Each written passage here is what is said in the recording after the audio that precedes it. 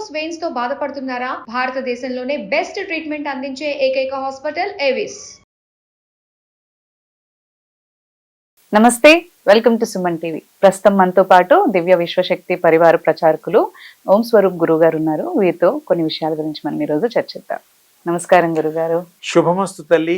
దేవుళ్ళు వచ్చారని, మనిషికి దేవుళ్ళు కనిపిస్తున్నారని, దేవుళ్ళతో మాట్లాడుతూ ఉంటారని, మరో స్టేజ్ ఏంటి అంటే దేవుళ్ళకు వంటలోకి వచ్చి అంటే వేరే వాళ్ళందరికీ కూడా ఇలా చెప్తూ ఉంటారు, మంచి చెడు ఇలా చేయండి, ఇది చేయండి, ఇది చేయండి అని చెప్పి పూనకాలు వస్తూ ఉంటాయి. ఇవన్నీ నిజంగానే జరుగుతాయా అసలు? ఒక్క ఆన్సర్ చెప్పేస్తే మీకు అన్నీ అర్థమైపోతాయి. భగవంతుళ్ళు వచ్చి ఆవహించారు అని అంటూ ఉంటే, నిజంగా భగవంతుడు ఒక ప్రాణి, ఒక శరీరంలో వారు దయదలిచి వచ్చాడే అనుకోండి కాసేపటికి, మరి భగవంతుడు గుణాలన్నీ రావాలి, భగవంతుడే అవ్వాలి. వీళ్ళు కూడా అందరి మంచే కోరాలి, అందరికి మంచే చెయ్యాలి, దేవుళ్ళలాగానే ఉండాలి. అంటే శిలాయిపోమని కాదు, గుళ్ళల్లో దేవుడు క్వాలిటీస్ ఆ యొక్క శరీరంలోకి రావాలి, అంతే కదా. దేవుడు వచ్చాడు, దేవుడు పూనాడంటే for good sake only, not bad. దేవుడు ఎప్పుడు చెడు చేయడు కదా, మంచి చేస్తాడని మన అభిప్రాయం. చెడ్డ దేవుడు ఉన్నాడు ఎక్కడన్నా? ఎక్కడా లేడు. మంచి దేవుడు తప్ప చెడ్డ దేవుడు మనం ఊహించడానికి కూడా మనం ఒప్పుకోం. నిజంగా ఎక్కడ ఉంది? లేదు కదా. మంచే దేవుడు అంటేనే మంచి స్వరూపం, మంచిని అవతరించేటువంటి దైవ రూపం, అదే దైవత్వం. సరే వీళ్ళందరూ సరే వాళ్ళకి ఏదేదో మానసికంగా ఉండో లేకపోతే ఇంకో రకంగానో ఇబ్బందులు పడవచ్చు. ఒక్కటే లెక్క, వాళ్ళకి భగవంతుడు పూనాడు అంటే డెఫినెట్గా కాసేపు వచ్చిపోతాడా? పోనీ ఎవరో ఇంట్లోకి వచ్చిపోయినట్టు గెస్ట్ లాగా? అదే కదా, పవర్ఫుల్, చాలా పవర్ఫుల్ అంటుంటారు కదా దేవుడు అనే వాళ్ళు. చాలా అవునమ్మా, ఆ బాడీలోకి ఎంటర్ అయినాక వీడు మారిపోవాలి.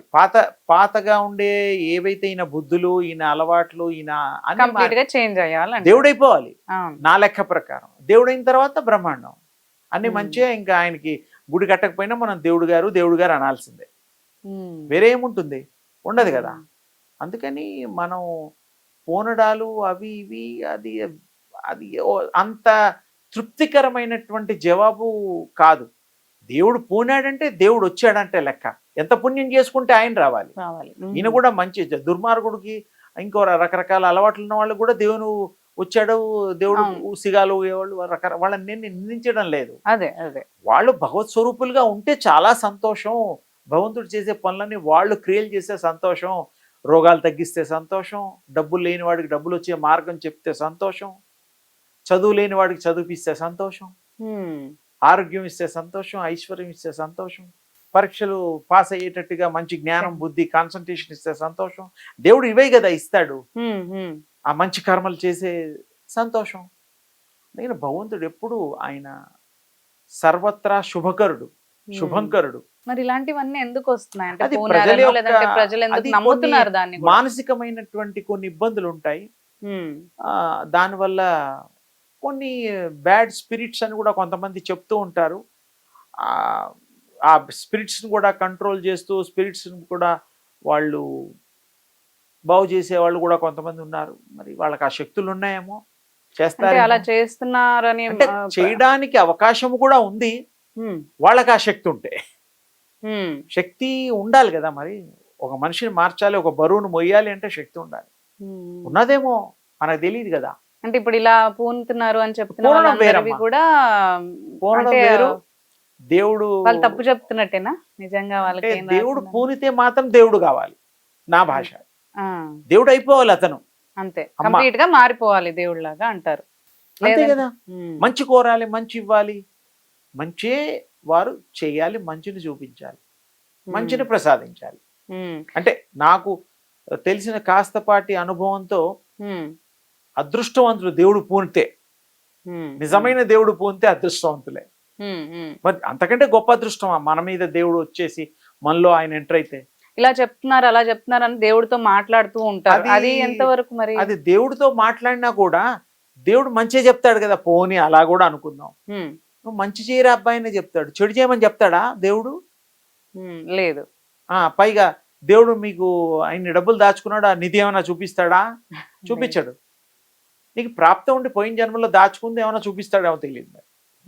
మనకు చెందింది అయితే కొన్ని అలా జరుగుతూ ఉన్నాయి కొన్ని. అవును, కొంతమంది ఏంటంటే ఇలా చెప్పారు, ఇలా జరిగింది, నువ్వు ఇది చేసావు, నువ్వు ఇలా మారాలంటే ఇలా ఇలా చేయాలని చెప్పి వాళ్ళు మార్కెట్ స్ట్రాటజీస్ అంటారు. అది కూడా కొంతవరకు కరెక్టే, కానీ పూర్వ జన్మలో ఉండేటువంటివి ఈ జన్మలో కొన్ని సిద్ధి పొందడానికి ప్రాప్తించడానికి కొంత అవకాశాలు ఉంటాయి, కానీ అది చాలా రేర్. అందరికీ అయితే ఇప్పుడు బాధలు ఎందుకు ఉంటాయి? అది కరెక్ట్. అందరూ బాధపడితే ఇంకెలాగమ్మా? ఏదో కొంతమంది బాధలు, కొంతమంది సంతోషాలు, రకరకాలుగా. అందరూ సర్వమానవులు ఒకరు కాదు కదా. మానవ జాతి ఒకటి, మానవుడి యొక్క ఆలోచనలు, అభిరుచులు అవన్నీ వేరు. అంటే మనుషులు ఇలాంటివి ఎక్కువగా నమ్ముతున్నారు కాబట్టి ఇలాంటి వాళ్ళు కూడా అంటే నమ్మడం కూడా వాళ్ళు నమ్మేటప్పుడు త్రికణ శుద్ధిగా వాళ్ళు కొంచెం బాగా తర్కించి చూస్తే వాళ్ళకి విషయం అర్థమైపోతుంది. మరి వాళ్ళు కూడా ఆ కాసేపు ఉండి మళ్ళీ ఆ కాసేపు అయిన తర్వాత నార్మల్ అవుతున్నారు. అలా నార్మల్ అవ్వకూడదు కదా. మళ్ళీ ఇంకో టైంలో ఏదో వారాలు ఏదో అని ఏదో ఉంటాయి. అవును అవును. అది మరి ఎంతవరకు మనం తీసుకోవాలనేటువంటిది వాళ్ళ విఘ్నతకే వదిలేయాలి మనం. ఎందుకంటే వాళ్ళు రోజు 24 గంటలు దేవుడు పోని ఉండడు. కరెక్టే. అవును, అప్పుడప్పుడు. అవును. కొంతమంది గుళ్ళల్లోకి వెళ్ళినప్పుడు, కొంతమందికి అలా పొగ వచ్చినప్పుడు అలాంటివన్నీ చేస్తూ ఉంటారు. అలా వచ్చినప్పుడే వస్తున్నారు దేవుడు. కొంతమందికి ఏమో శబ్దాలు వచ్చినప్పుడు అలా రకరకాలుగా ఉంటుంది. అది భగవంతుడు అలా కాడు. ఈ శబ్దాలకి లొంగిపోతే ఇంక బానే మనం కూడా చప్పుడు చేద్దాం. మరి అలా కాదు. అదంతా ఏంటంటే ఆయన కృప, అమ్మవారి కృప, అయ్యవారి కృప ఉంటుంది.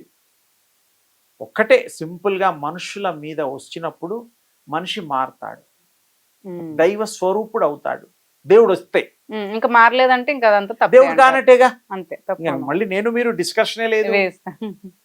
నిజంగా మరి దేవుడు మన హృదయంలో ఉన్న దేవుడు మన రూపంలో మరి ఎన్నో మంచి పనులు చేయించడానికి, మనకు కరుణించడానికి ఆయన వచ్చారు. కాబట్టి ఆయనకి ఎళ్ళవేళలా మనం కృతజ్ఞతా భావంతో ఉండాలి. ఆయన బిడ్డలం మనం.